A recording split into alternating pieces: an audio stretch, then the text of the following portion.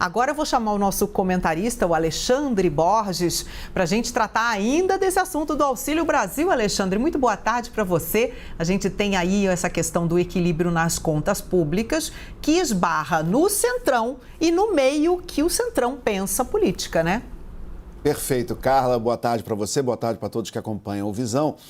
O Centrão nunca teve tão à vontade. Ele realmente, quando você imagina o Centrão, que eu prefiro chamar de Arenão, porque ele me lembra muito a Aliança Renovadora Nacional, a Arena, que deu sustentação à ditadura militar, foi um partido que existiu de 65 a 79, e que o Progressistas, que é o partido de Ricardo Barros, Arthur Lira, Ciro Nogueira, é o herdeiro.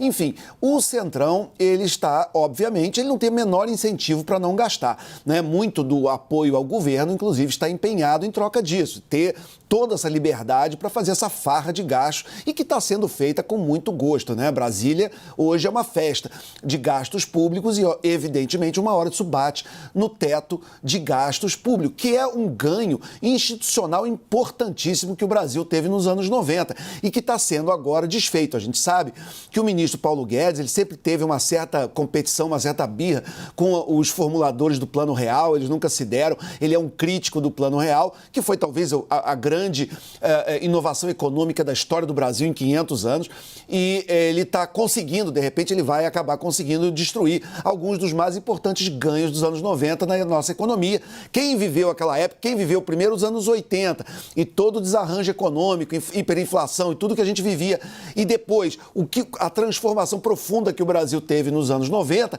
tem noção do tripé macroeconômico, da importância do controle das contas públicas, enfim, e isso está sendo atacado frontalmente com essa agenda de acabar com o teto, com arrombar completamente o teto de gasto, para que se possa, para o lado político, reeleger o presidente e para o lado dos políticos que estão vivendo dessas emendas de relator, orçamento secreto, tratoraço, enfim, eles poderem gastar e fazer toda a farra que eles queiram fazer. E isso vai ter consequências muito sérias, consequências na inflação, consequências na subida da taxa de juros, na queda de investimentos, na queda do crescimento do país. Então, essa conta, ela tem preço e somos nós que pagamos. É muito importante a gente lembrar disso. Eu quero lembrar também que há uma semana o ministro Paulo Guedes esteve nos Estados Unidos, esteve em Washington, ele fez reuniões com o G20, ele fez reuniões com o FMI, ele fez reunião com investidores e ele usou a seguinte expressão, ele disse que o Brasil era mal visto lá fora, porque tinha muito political noise, né? Ele falou que tinha muito barulho político, que na verdade o Brasil vivia uma democracia vibrante e que as instituições eram fortes. E o que tem que se olhar para avaliar a democracia de um país e a solidez de um país são as suas instituições.